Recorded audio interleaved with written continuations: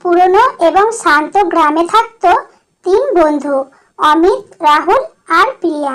অমিত ছিল দলের নেতা, সাহসী ও বুদ্ধিমান। রাহুল ছিল প্রযুক্তিবিদ, সব রকম যন্ত্রপাতিতে তার ছিল দারুণ দক্ষতা। আর প্রিয়া ছিল মানচিত্র ও ইতিহাসের বিশেষজ্ঞ। সে চটজলদি সবকিছু বিশ্লেষণ করতে পারত।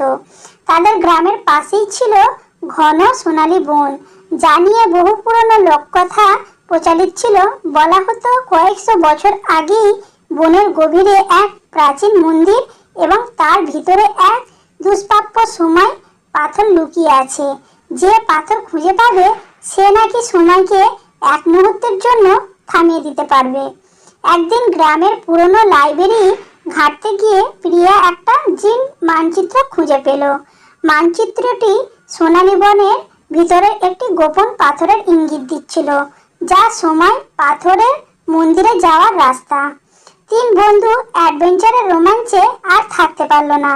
মানচিত্র অনুযায়ী তারা যাত্রা শুরু করলো। প্রথম চ্যালেঞ্জ ছিল বনের ভিতরে নাগমতী নদী পার হওয়া। নদীটি ছিল বেশ চওড়া এবং স্রোত ছিল অত্যন্ত তীব্র।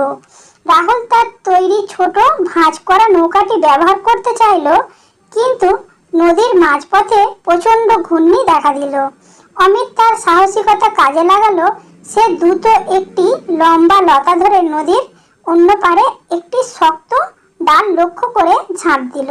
সফলভাবে অন্য পারে পৌঁছে সে একটি মোটা দড়ি বেঁধে দিল, যা ধরে বাকি দুজন নিরাপদে নদী পার হলো।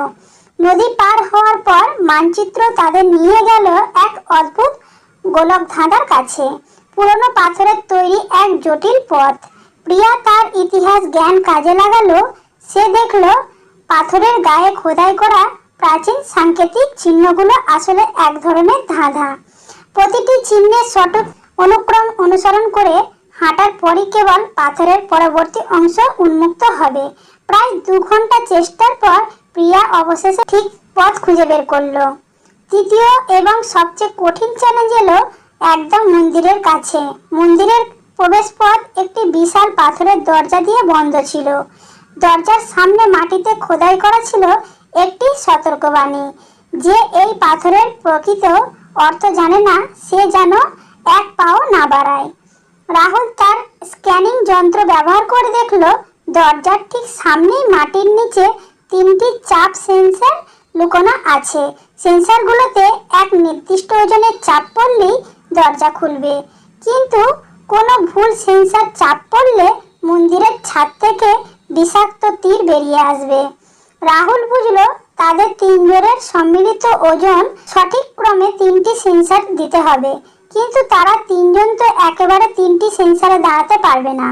এই সময় অমিত একটি বুদ্ধি খাটালো। তাদের ব্যাগে কিছু পুরনো ভারী পাথর ছিল। তারা তিনজন মিলে তাদের ওজন সঠিকভাবে পরিমাপ করলো।